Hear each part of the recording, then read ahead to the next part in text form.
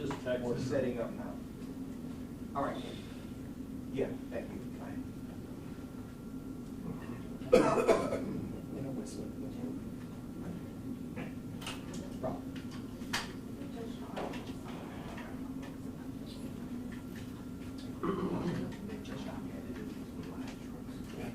Yeah, no kidding.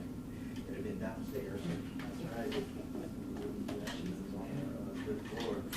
I said she has a mediator in case she doesn't have a mediator in it, because I had got her how many kids she was mediating. Traumatized from live trucks. I just called her.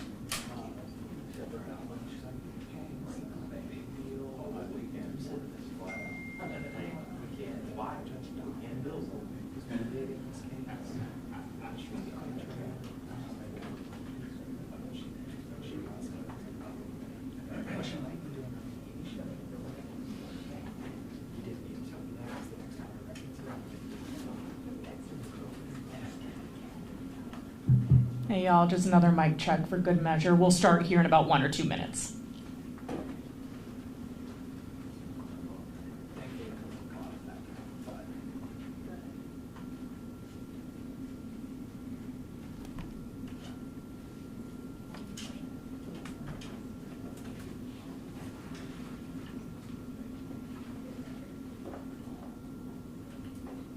But Yeah, give me just a second.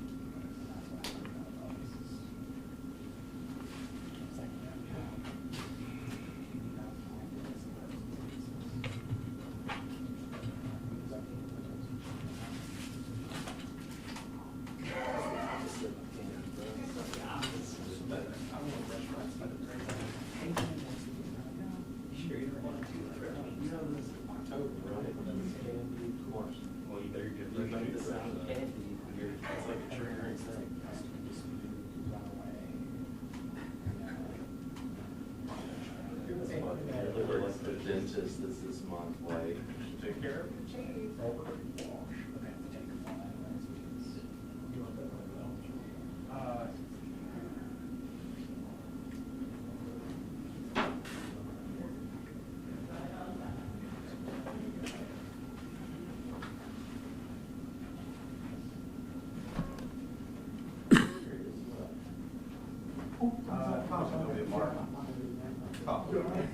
One, two, mic check, 1, 2, 3, 4. Mic check, 1, 2, 3, 4, 5. Okay. You're the best.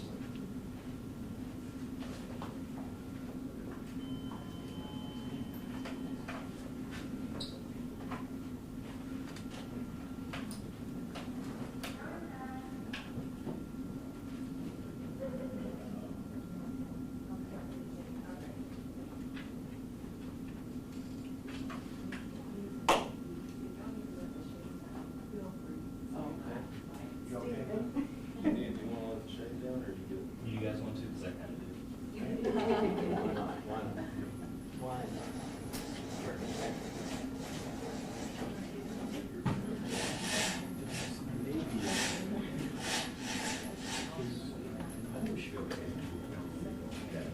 Yes. Soccer, do you guys remember? Yeah.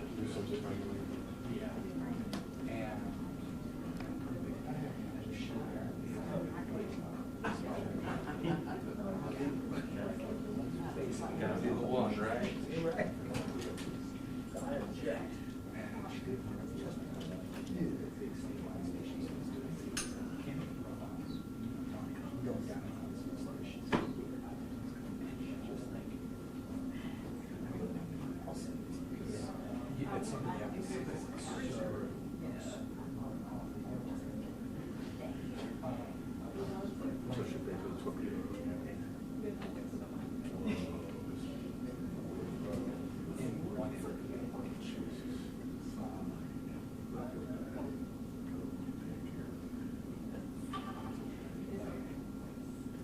Interview ended, and, when the air, she dropped like 35 points.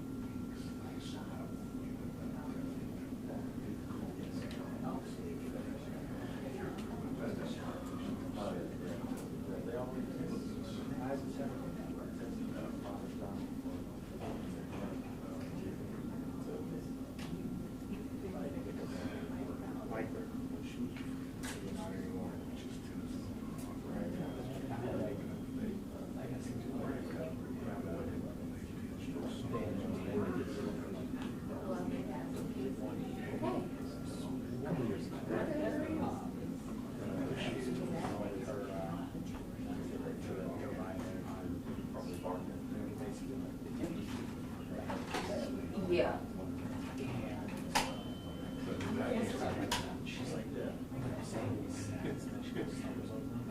Yeah, I'm right now I'm at 130 for the presser for Mayor Harris.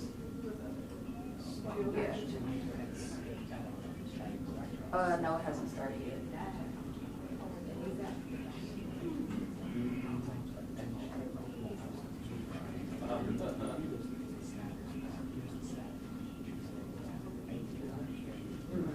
It's Michelle Henley.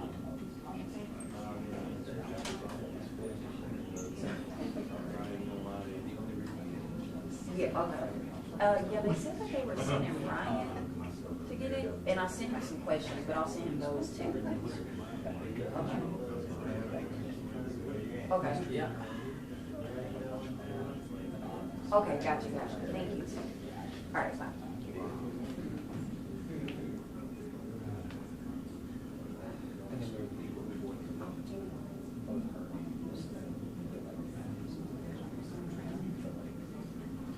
Each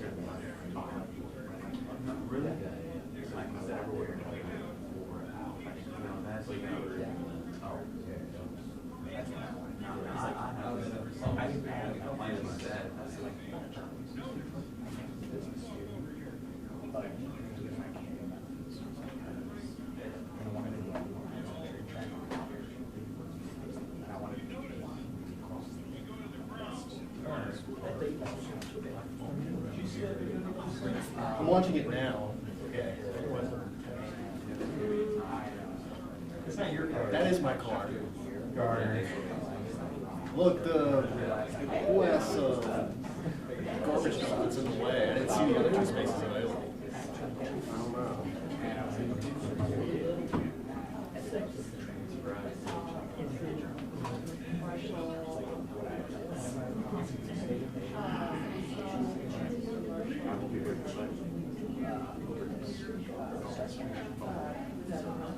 What do you run? 10K, 8K for cross country, and then 5K, 10K. One is church.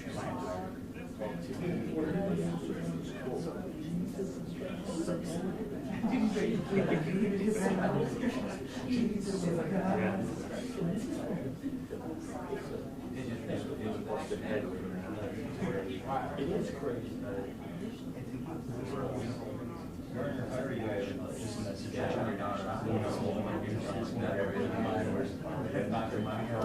What's up?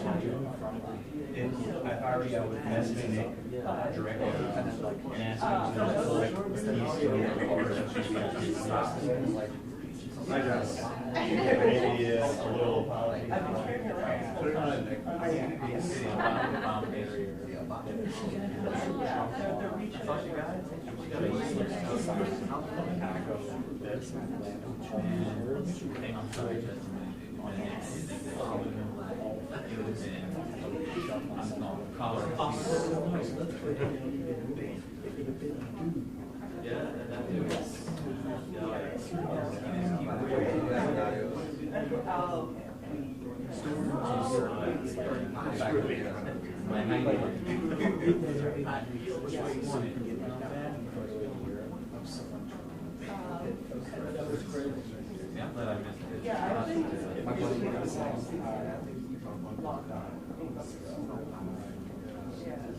Some people can't help themselves.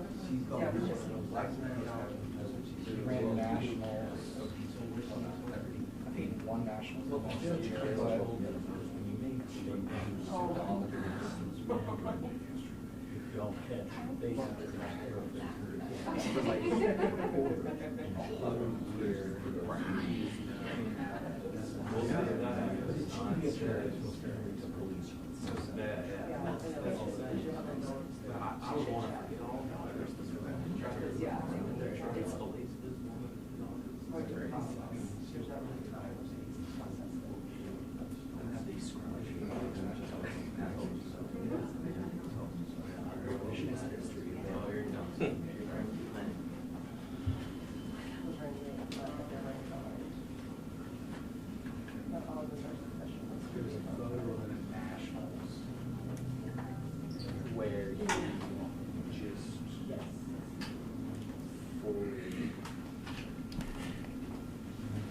Sorry about that. Coming from across town.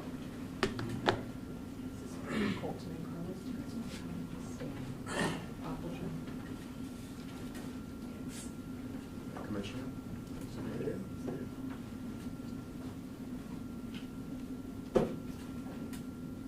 Oh, there we go. Thanks for being here. All right, thanks very much for being here, and apologies for the delay. I'm traveling across town. So Lee Harris, great to be here on behalf of Shelby County government. And as far as we know, with respect to the Memphis Safe Task Force, according to recent reports, there have been 854 arrests. We know the highest categories of the number of stops that have led to arrests are immigration. What in the various reports, if you've seen them, those arrests are frequently referred to as administrative arrests. Now, we support lawful activities, but as you know, have heard me say before, we believe that deployment of the National Guard is unconstitutional. At the same time, racial profiling is unconstitutional. And over the time of the course of the Memphis Task Force operations in Memphis and Shelby County, we've heard stories from individuals, anecdotal accounts to be sure, anecdotal accounts from individuals that have made us uncomfortable. And so we are convening today to talk about that. And so we've got a couple of individuals that can bring first-hand accounts of some of these stories. Again, these stories are mostly from members of our Latino community, which is fast growing in Memphis and Shelby County. In fact, that's one of the fastest growing communities in our very, very diverse county, one of the most diverse counties in the United States of America. And so joining us this afternoon, we've got Colton Bane and we've got Carlos Ochoa. Ochoa. And we're grateful to have them present. First, we will hear from Mr. Bane, and then we will hear from Mr. Ochoa. Colton Bane is the Immigration Justice Program Director for the Community Legal Center's Immigrant Justice Program. In addition to his legal practice, Colton has clerked for the Memphis Immigration Court. We'll give him an opportunity to make some comments, then we'll hear from Mr. Ochoa, and after that I'll make some concluding remarks, and then we'll have an opportunity for some questions. Okay, with that, Mr. Bane. Thank you, Mayor. So I've had several individuals reach out to me, including clients, non-clients, and potential clients, regarding the Memphis Safe Task Force and encounters that they had. In one instance, a client of mine was pulled over close to a location that at the time I was relatively close to. At the time I received the call, he told me where he was. I was able to make it to the scene of the incident. On the way there, he was explaining to me that the officers, he was pulled over by Tennessee Highway Patrol and one officer from the Department of Homeland Security. When the officers encountered him, he provided his state-issued ID, his work permit, and his social security card based on his application process. At which point the officers did eventually return the work permit and the social security card, but they refused to return the state-issued ID. When I arrived on the scene, the DHS officer was outside of his vehicle speaking to the Tennessee Highway Patrol, who was still remaining in his vehicle. As I pulled up, I rolled down my window, introduced myself as this individual's attorney with further documentation should it be needed. At which point the DHS officer reached into his pocket, pulled out the ID, and said, "Oh, we're cutting him loose," and then returned the ID to my client, who then left. The reason for the stop was apparently because of his drive-out tags, which are valid until November 30th, I believe he said. It was November. In which I saw these tags myself. There was nothing out of the ordinary about them. He had obtained them from a car dealership where he purchased the vehicle. Nonetheless, the officers said that there was something off about them, and that was the reason for the stop.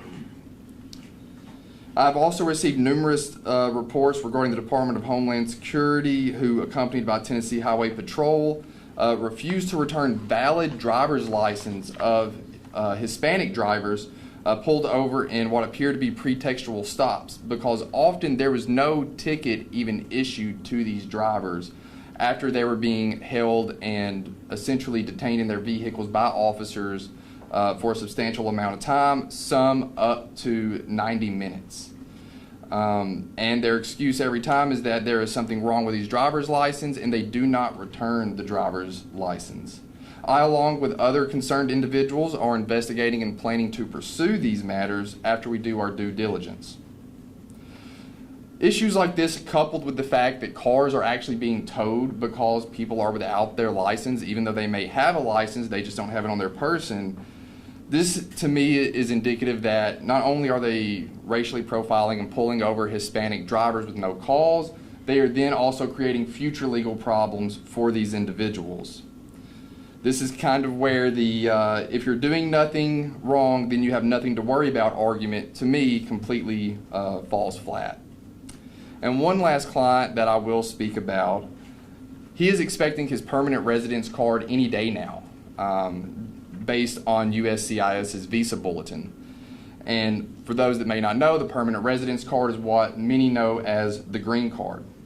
Despite this, he was pulled over with his employer on his way home from work, and both were Hispanic, both were briefly detained, and then my client was taken to 201, placed on an ICE hold, and despite expecting his green card any day now, he is now sitting in a detention facility in Adams County, Mississippi.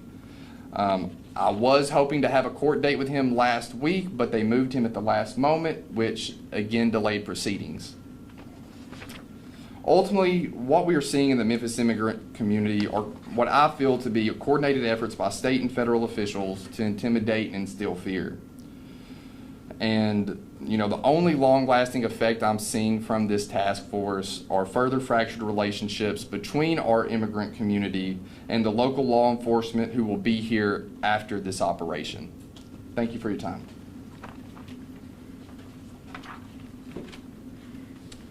Okay, at this time, I'd like to invite to the podium just for some remarks, Mr. Carlos Ochoa. Mr. Ochoa is a community organizer in the immigrant community. He's associated with the volunteer group Vecindarios 901.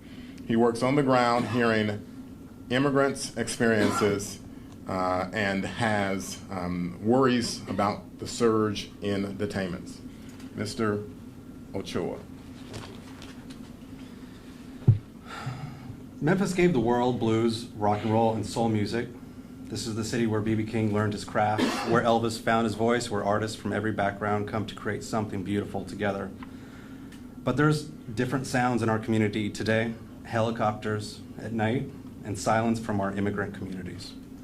My name is Carlos. I'm speaking on behalf of Vecindarios 901, a volunteer ICE Watch network that supports immigrant families and concerned neighbors, many of them Spanish-speaking, across Memphis and Shelby County. Here's what we see through our hotline, our volunteers, and our network.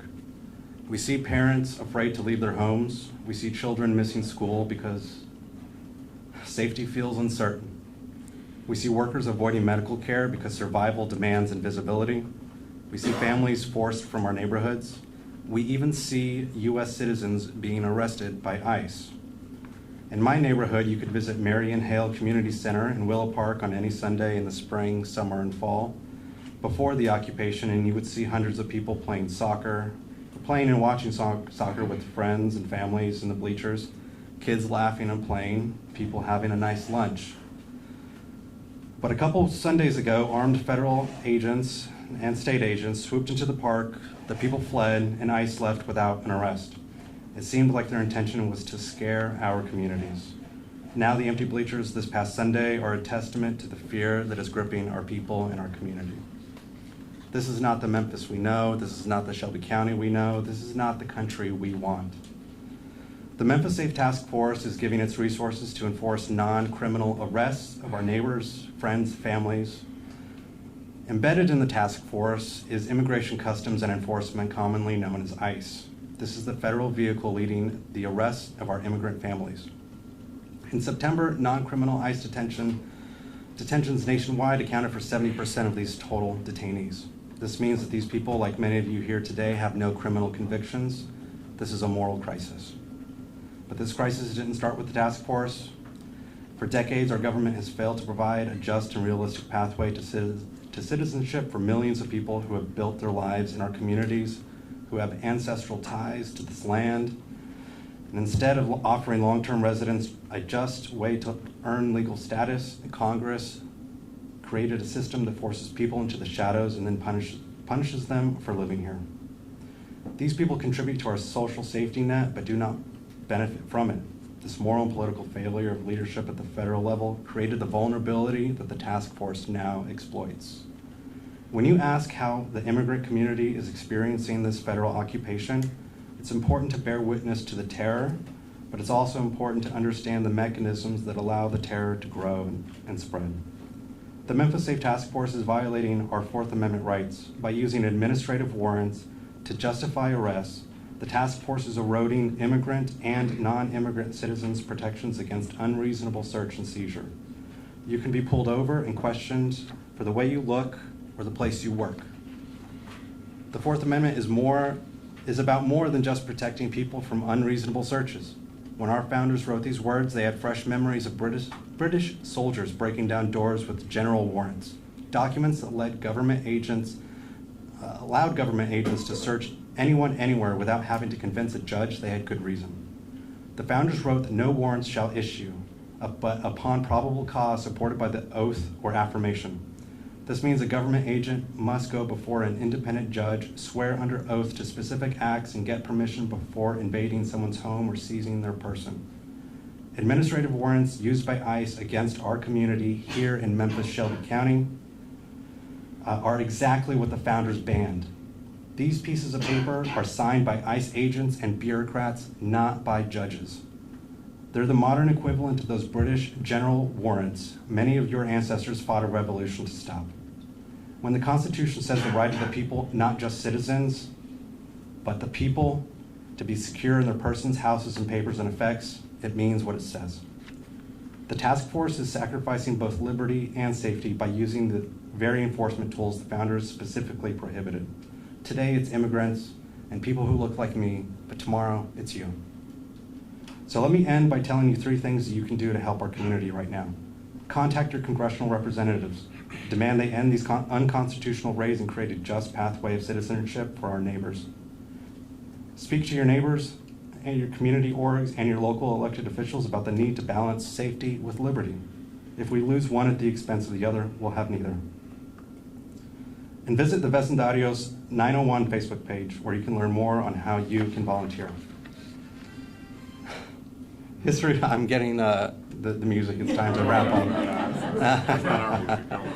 History is listening, and one day people will ask, what do we do when liberty was threatened, when neighbors were taken, when the Constitution was tested? And let them say that Memphis gave the world something more than music. We gave the world the line which we refused to cross.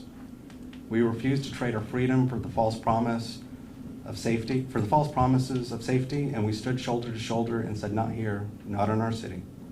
On behalf of Vecindarios 901, our volunteers, the families and networks that we serve, thank you very much.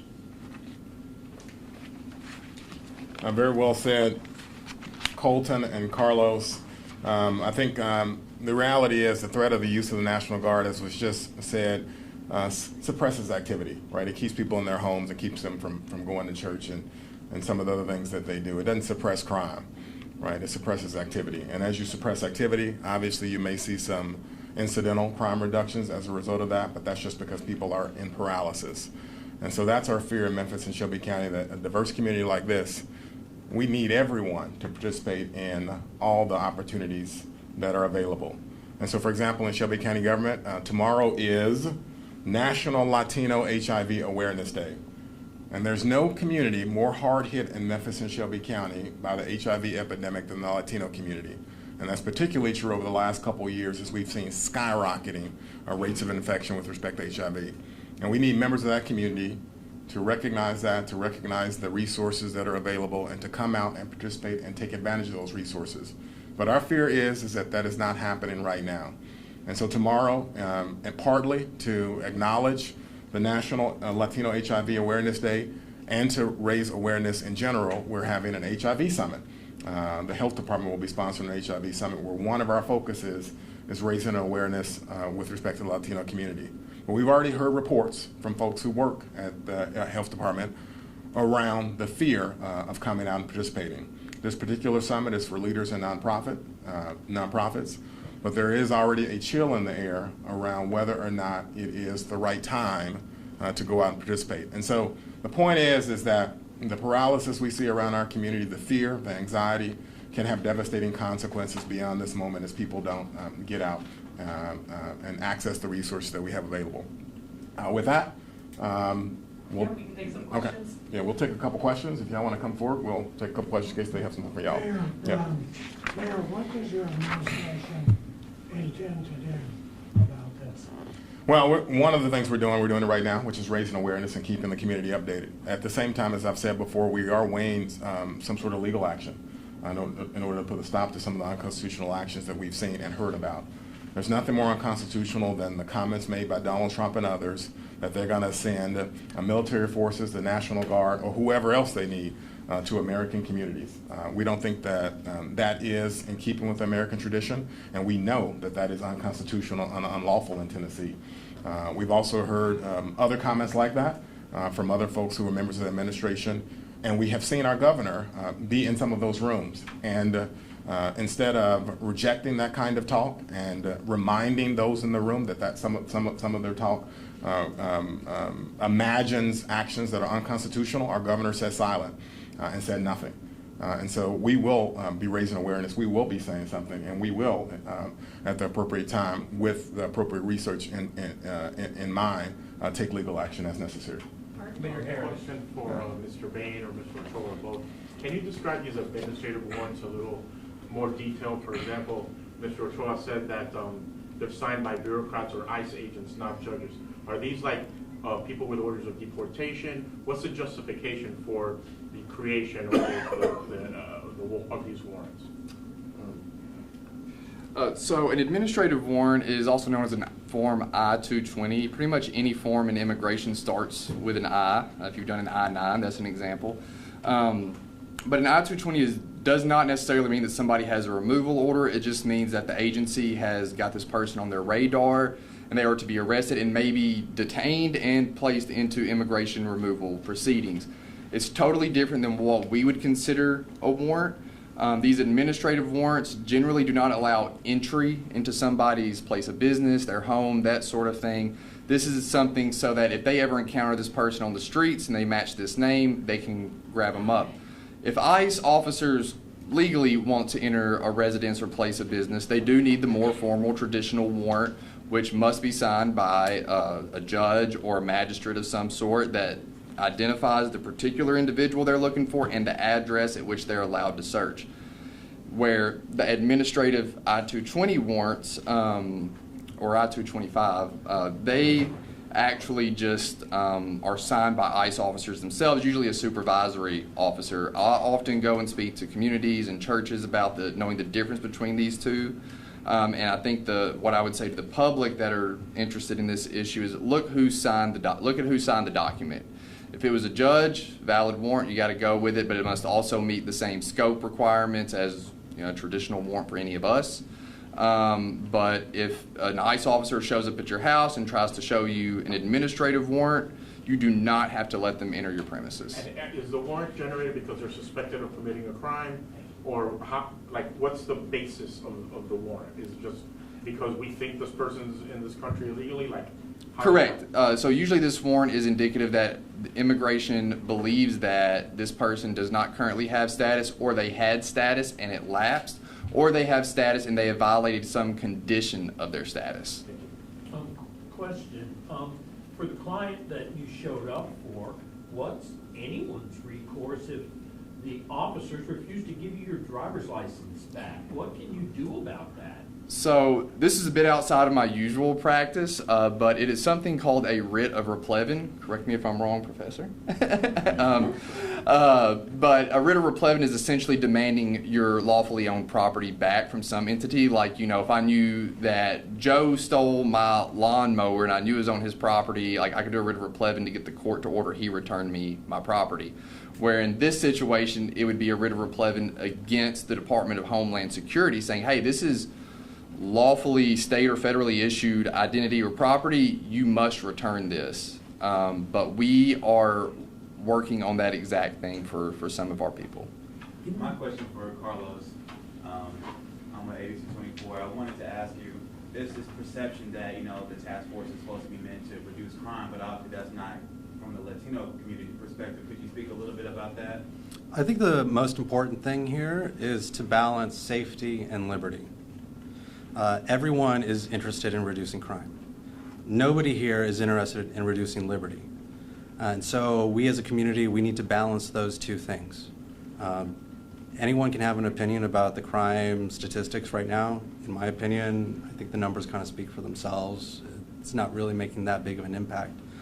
But the big thing here is that we need to balance safety and liberty. And so that's what I would say to you today. Did I hear that right, that it sounded like the ICE arrests and detentions outpaced the criminal arrests? Or did I hear that wrong? We believe the highest category of arrest based on their data, which we're in the process of validating, is warrants. We believe the second highest category of arrest based on their data, which has not been validated yet, but is in process, is related to immigration offenses, or alleged immigration offenses. Raven Colton with Channel 3. What would your message be about the steps that people should take if they are a legal immigrant or they're trying to go through the process of citizenship and they're pulled over? What are some of the steps that they should do or keep in mind if that happens? Well, unfortunately, until we can have this situation addressed, right, the fear of racial profiling, obviously the unconstitutional talk around deploying the National Guard, I think a lot of folks are going to have to walk around with their papers. And I'm sure that these two individuals can talk about that more, but carrying their passports and other papers to prove their citizenship with them. And so that's unfortunate because I don't carry my passport and so forth with me. The other thing I mentioned, and we just heard a story yesterday from a Shelby County employee who's not here for understandable reasons, and the Shelby County employee told us that he was pulled over during the Memphis Safe Task Force by individuals related to the task force as he stopped at a stoplight. He was just at a stoplight. He'd broken no laws whatsoever, but he said as soon as they saw him, he felt, this was his personal opinion, that they realized he was Latino, and they hurried to get behind him and pull him over.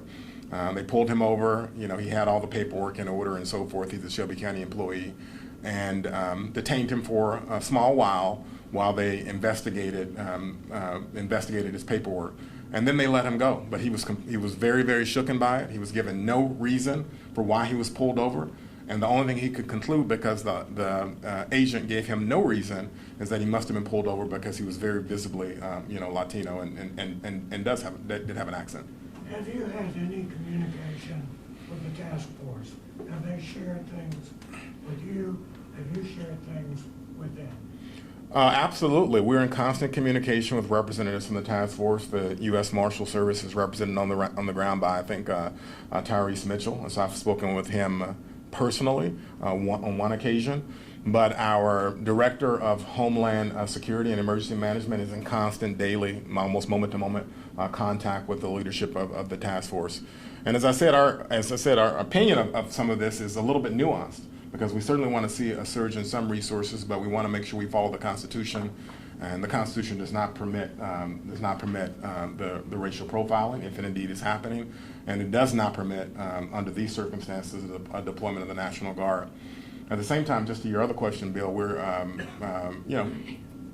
preparing to spend in order to take account of all the arrest and increased criminal justice activity that we'll see as a result of the task force. So just maybe a week ago, I signed an executive order to allow for free spending for some of the offices and some of the operations that will have to spend a lot more in order to take account of the increased activity. We'd love to see the governor return the judges that, of course, we lost. You remember Mary Wagner's seat was in jeopardy. Melissa Boyd's seat was in jeopardy. And those were important seats so that we could take advantage of, make sure our criminal justice system was functional. And the state ripped that from us, and that was devastating for some of the operations there. At the same time, you saw the TBI field office pulled out, the TBI crime lab. The TBI crime lab pulled out of town, and law enforcement officials were understandably concerned. We saw the FBI field office pulled out of town, and those resources were transferred elsewhere, and that was during the Biden administration. So there's lots of things we've been lobbying for and trying to get in terms of real investments in public safety, but we haven't gotten any of those. And so, we're trying to do everything we can to fight back and make sure we have a sustainable criminal justice system. We have one more question. Mr. Bane and maybe Mr. Ochoa might have something to add here. Is there concern in these instances where someone's not given their ID back, that pushing for that ID in that moment with those officers could result in some form of retribution? I mean, we're not very far removed still from Tyree Nichols' beating and death. I mean, is that a concern in the moment? Because I think that's instinctive to just, wait, where's my ID? Can I get my ID back? So that is the biggest problem I'm having with the people that have come to me with this issue. A lot of them were able to just do the online renewal. They said they're supposed to get it back in 10 days. They are terrified to come forward. And I explained to them, like, what happened to you was illegal. Despite that, there's an insurmountable amount of fear there because either they have a immigration status that's not yet citizen yet, right? And so a lot of these statuses, based on the government's discretion, can be revoked should it something get that far, or just any other kind of retaliation that they could face. So I mean that's an issue I'm trying to overcome with several individuals right now, and it's very real. All right, any last words? Okay, great. Last words from you? No. Thank you, everyone. We'll keep you guys updated as we move forward. Thanks very much. Appreciate y'all. Man,